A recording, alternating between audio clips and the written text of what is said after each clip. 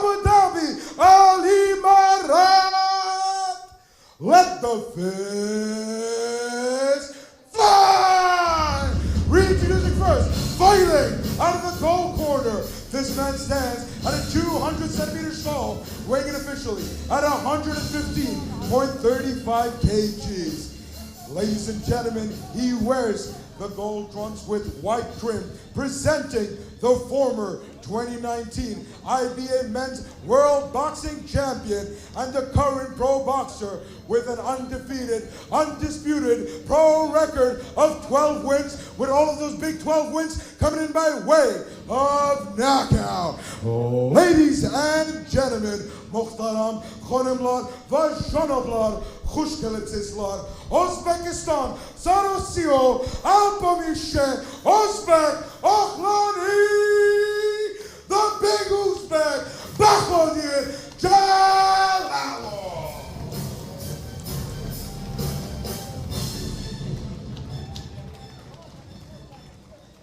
And now, for the final time of the evening, introduces his opponent, fighting out of the black corner. This man stands 195 centimeters tall, weighing officially at 105.5 kgs, presenting the current 2022 Stranja Tournament silver medalist and the first ever Olympic qualifier from the Kingdom of Bahrain, fighting out of Manama, Bahrain. Please welcome Daniel Latipo.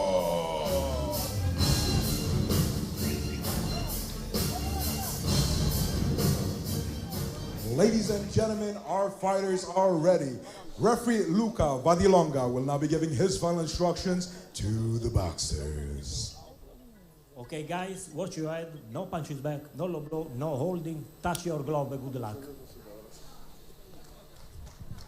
So quite a big height difference between those two. You could see that as they faced off in the middle there, about 10 kilos as well. Jalolov just getting down on one knee, flexing that neck. Latipov, as I say, has been working hard in recent times. These two met in the quarterfinals of the Asian Olympic qualifier, and it was Jalolov, of course, who won. I say of course because he hasn't been beaten in the 3-round format since the World Championships in 2017 in Hamburg. I was there. Kamchibek Kunkabayev, who managed to get a couple of wins against him in the amateurs, one in WSB as well. Got the nod that night, but since then, over 3 and 5 rounds, he's been, well, he has been invincible.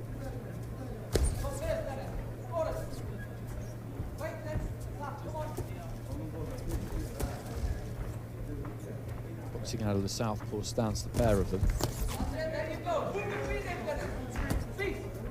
Jalolov just trying to keep this on the outside, using that jab. Latipov has got to try and get inside that jab. That's the challenge. It's not easy. He's got such good basics, Jalolov. Keeps those feet the same distance apart and then just steps in looking for that left hand. I saw him in the UAE in March for a pro fight against Kamil Sokolovsky, and he stopped him in the 5th round. Sokolovsky, not somebody who gets stopped lots. When he does, it's by fighters like Jalolov, those top bracket amateurs generally.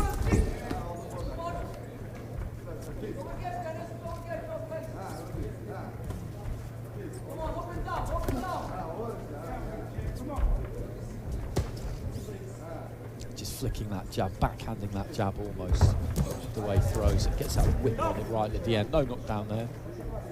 Balance just went as he came forward there, Latipov. Coach just telling Latipov he's got to move that head, and he's absolutely right. If you get fed that jab when you're trying to work your way into range there, then you're going to be in trouble. Did well there, stepped off to his right-hand side through the jab himself. Took those on the gloves, but they're heavy, those shots from Jalolov. Gets up tight there, snuck through with a left hand, Latipov.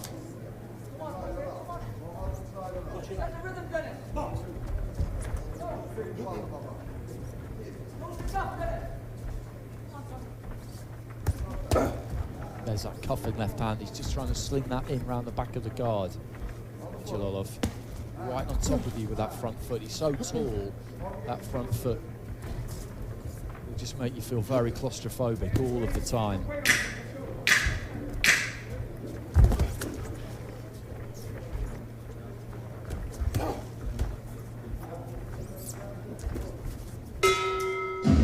There goes the bell at the end of the round.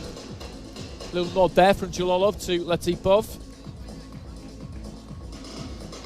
Didn't box at the World Championships in Belgrade, interestingly, Latipov.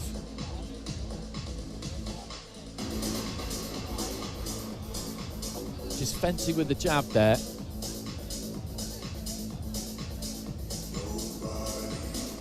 Keeping a tight guard, not letting much through there. They're still heavy, those shots, you'll feel them.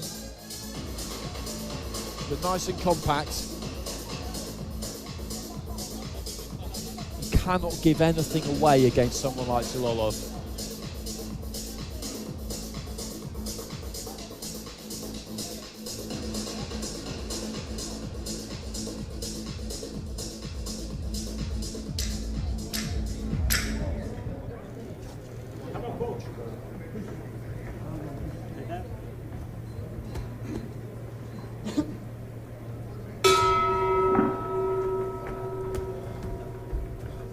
So into the second. It's the final fight of this IBA Champions Night.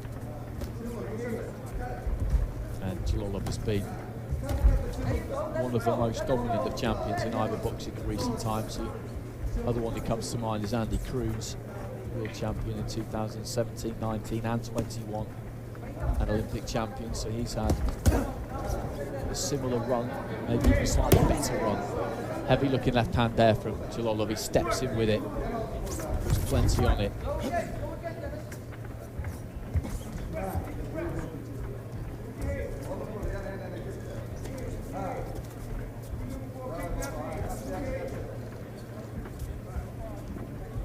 Just telling Latipov he's got to keep that head on the move, because Jalolov is always looking to line up that big left hand, that straight left hand.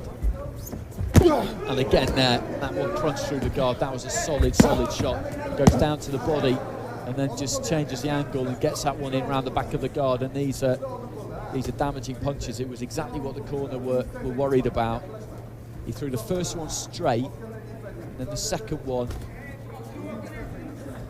he just came in off the angle slightly to try and get it in around the back of that right glove. Land it around the ear. But he took them pretty well, Latipov, to be fair to him. You can't take too many of them. There's that straight left again. It's just really solid basics from Jalolov. He uses his height, he uses his reach. He establishes the jab, then he looks to put the left hand on the back of it. He doesn't really just step into the middle of the ring and throw that 1-2. He builds into the fight, no matter who he's in against. It's a good formula. It's what you see the best fighters do.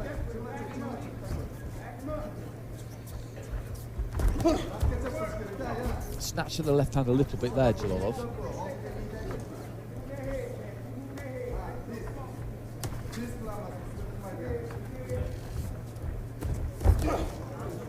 That's good from Latipov. He saw the left hand coming that time, just stepped off to his right hand side. Didn't go back in straight lines. Took himself offline and avoided it. Got to be careful on the ropes here. Got to be careful, because Jalolov just been told off by the referee for the use of his lead hand there. Some referees don't like that. Kind of teeing their opponent up with the right hand, and I kind of get it, but for me this is boxing. It's not an illegal blow. And he's warming to his task there, Jalolov. He got some big shots through in that round. And there's the one that just comes in around the back of the guard.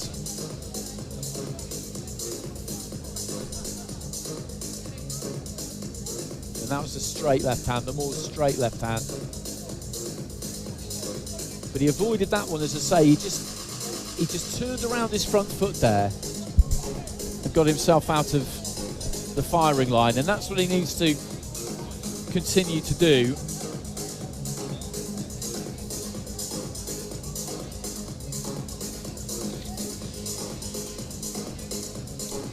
After he won the gold for Uzbekistan in the Tokyo Olympics, they put him on a stamp in Uzbekistan, Jalolov, which is a pretty big honour. I think the only way you could do better than that is if they put you on a banknote or a coin. And if he were to go to Paris in 2024 and win another gold medal, then I definitely wouldn't rule that out. Latipov with a decent-looking jab at the start of the round there. Jalolov just touching with that lead hand, not looking to really plant it. More measuring the range with it for the left.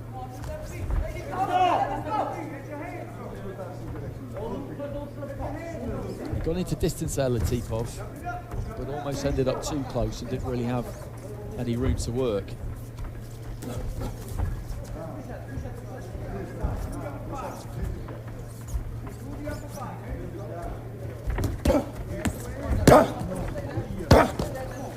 Covering up well there, Latipov, as he was pushed back into the ropes, didn't let anything through, either to the head or to the body.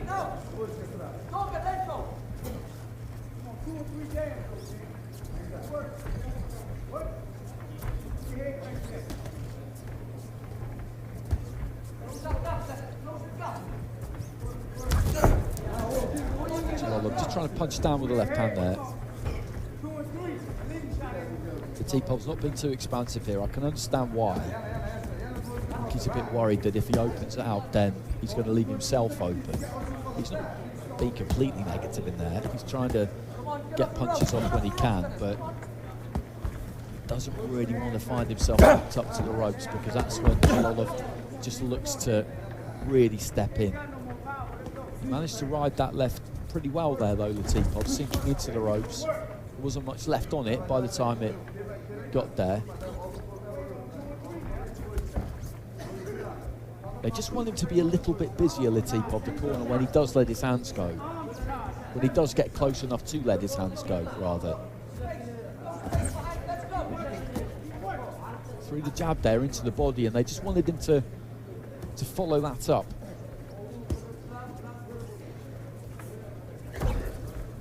And I do just wonder whether Jalolov might have half an eye here on his return to the Uzbek National Championships, because he's due to face Lazizbek Muladjonov in the quarterfinals. I thought him coming here would see him abandon that competition, but I've learned today that maybe not. They're going to try and get him back to box in the next couple of days in that quarterfinal and just resume action.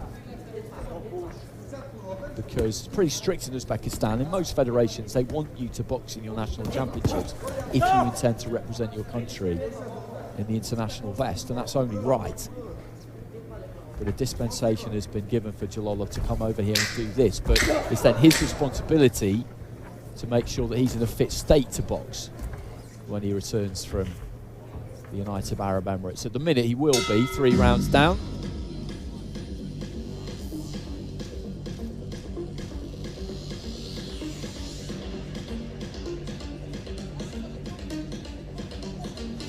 A fighter in those national championships as well, actually. There's a kind of mini Jalolov in Uzbekistan called Jahongir Zokirov, who I saw win World Youth Gold in Poland last year. Big, tall southpaw, and does quite a lot of the same things that we're watching Jalolov do here. But Latipov, as I say, he's covering up pretty well there. He'll still be feeling them, but he just uses the ropes there take as much off these as he can.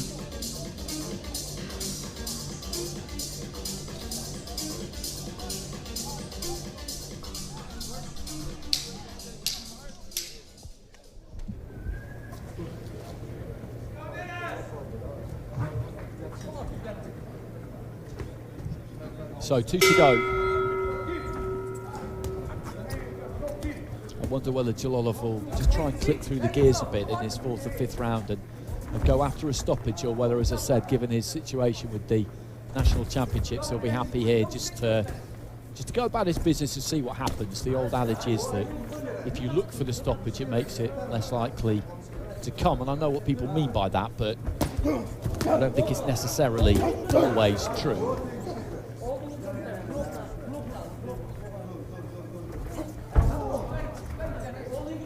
A little bit clumsy there from Latifov.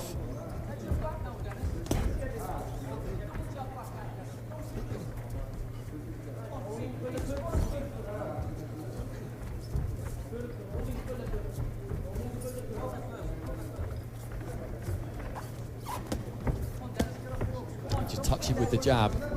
Jalolov looking to try and line something up with that left, but Latifov just in the nick of time there, I think, stepped off to his left and navigated his way off those ropes.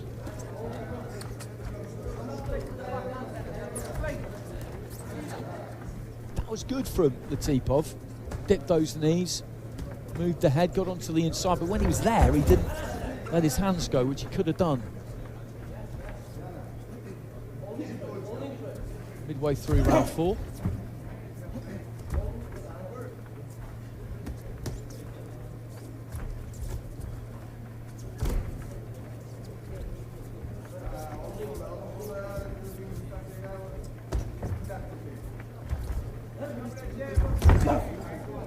Just reaching for that 1-2 there, Jalolov.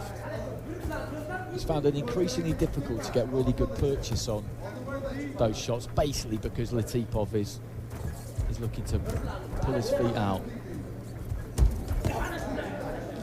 Ride them as best he can. Little slip there from Latifov into the final minute of the round.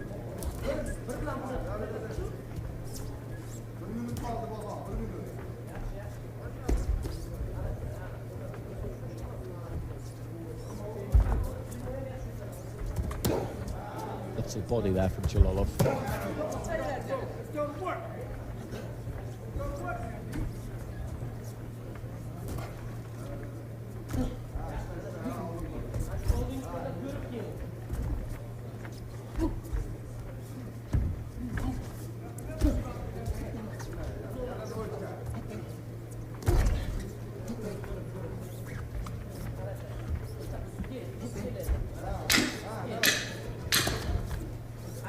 Final few seconds of round 4.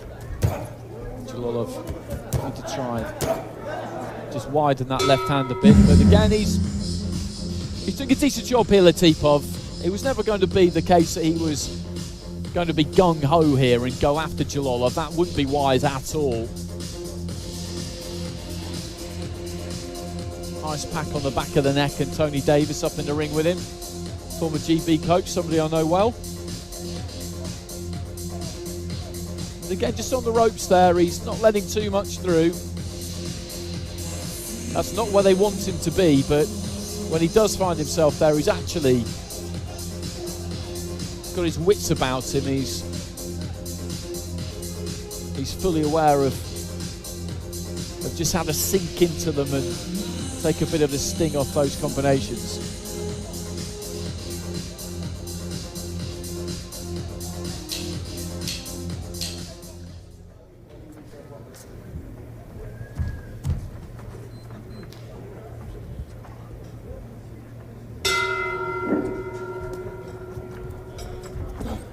So, 5th and final round. Baxodir Jalolov, the Olympic champion, 2017,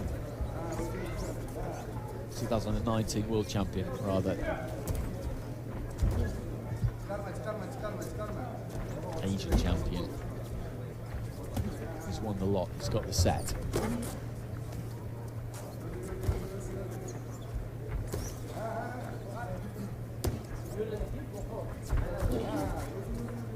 I don't think Latifov's going to do anything crazy in this round. Getting through 5 rounds with someone like Jalolov, I think, will give him some good confidence to build on. As I said, he's only 22. Hasn't got bundles and bundles of elite amateur international experience, but a good amount. A silver at the Stranger tournament, which is one of the most famous, most well-established tournaments outside of the Continental Championships and World Championships and tournaments of that kind of ilk. He won that in 2020 ahead of the Olympic qualifiers, the Asian qualifiers, where he got beaten by Jalolov. Got through to Tokyo on ranking. It was a strange old qualification process because they managed to finish that Asian qualifier. In the end, they finished the European one. Started in London, then finished in Paris. They never managed to get the American one off the ground at all. And everything had to go on rankings, and that worked for some fighters, it didn't for others. And as a result, the likes of Sean Davis and Duke Reagan of the USA, who had turned pro and wouldn't have been able to go to the Olympics, Team USA don't cater for that, found themselves qualifying due to their ranking. And it would have been crazy for them not to go in that unexpected circumstance, and they did, and they both medalled. So threw up a few unlikely scenarios.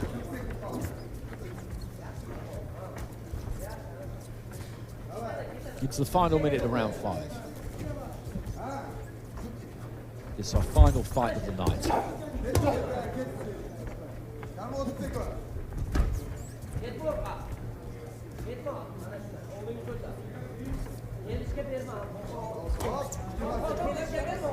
Landed the left hand there, Latipov. Good jab from Jalolov, and I think he'll be decent enough condition to resume hostilities with his rivals in those Uzbek national championships. He's got national team coaches in his corner here, I think, actually, talking of Kulichev. So there goes the final bell, and that's a victory that's a kind of moral victory in a way for Latipov. I think that's how he'll look at it, getting through the full 5 rounds, and I can understand that. As I said, there's no point in being reckless and gung-ho against somebody like Jalolov, because if you do that, he will just punish you. But he tucked up nicely, he never gave anything away, and he got caught with some solid shots. That's a good example there, and never really flickered.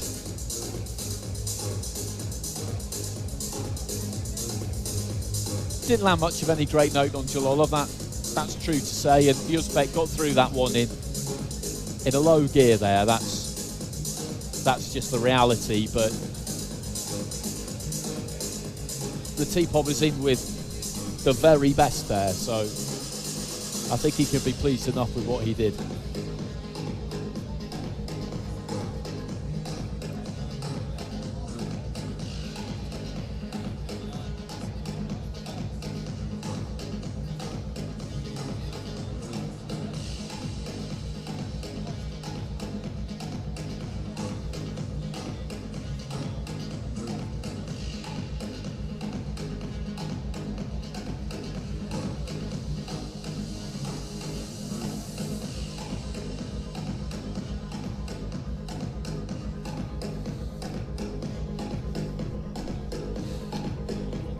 So this our final fight.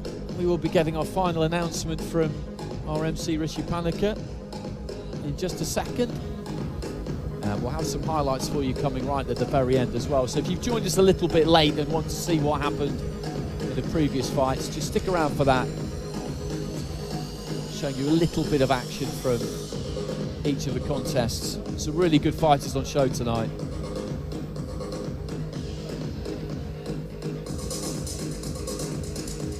It was called the IBA Champions Night for a good reason.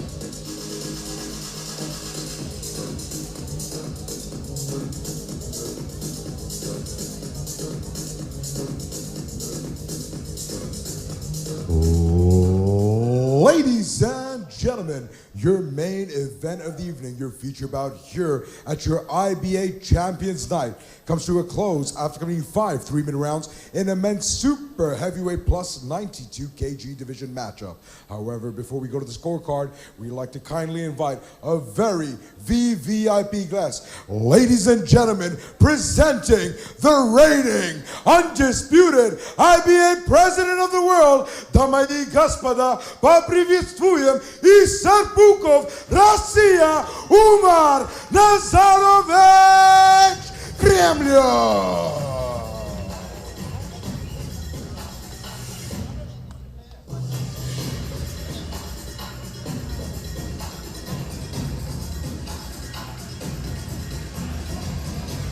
Umar Kremlev doing the presentation. Ladies and gentlemen, your main feature of the evening here at your IBA Champions Night was proudly brought to you by Gold Caravan Travel Agency, Nirvana Investments, and of course our general partner Gazprom, who have kindly donated us the money of $30,000 for our winner and $20,000 for our follow-up. And now, ladies and gentlemen, we go to our judges' scorecard.